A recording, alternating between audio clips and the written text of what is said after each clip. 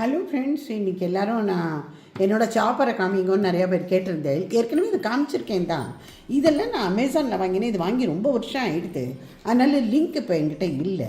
இது சமீபத்தில் தான் வாங்கினேன். ஏன்னா ஏற்கனவே என்கிட்ட இருந்தது தான் நான் உடஞ்சி போயிடுது.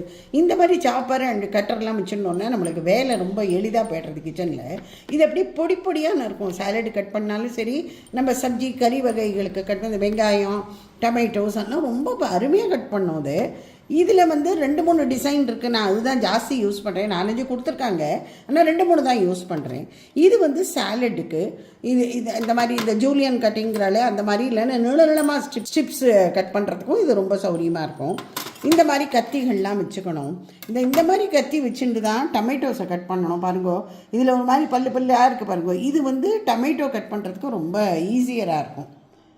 முதல்ல இந்த வெங்காயம் பார்க்கலாம். வெங்காயத்தை அப்படியே முழுசாக போடாமல் கொஞ்சம் பெரிய பெரிய பீஸாக போட்டுண்டு இதில் பண்ண வேண்டியதான்.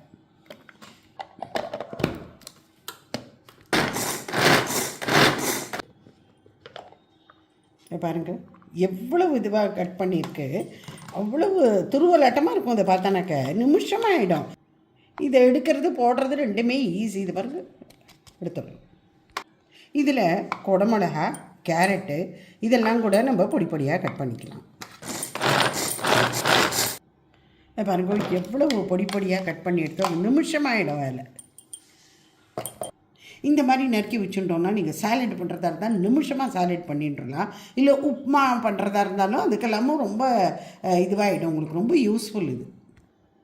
இப்போது இந்த கட்டரில் எப்படிங்கிறத பார்க்கலாம். இதில் நிறைய இது இருக்குது. கொஞ்சம் பெருசாக கட் பண்ணிக்கணுன்னா இது கொஞ்சம் இதுவாக நீளமாக மெல்லிஸாக கட் பண்ணிக்கலாம். இல்லை பொடி பொடியாகவும் கட் பண்ணிக்கலாம். இந்த மாதிரி நீளமாக கட் பண்ணிவிட்டு இதில் கொஞ்சம் பதிச்சா மாதிரி வைக்கணும். வச்சுட்டு இதை மூடினா ஒரு அழுத்தம் கொடுக்கணும், ப்ரெஸ் பண்ணணும்.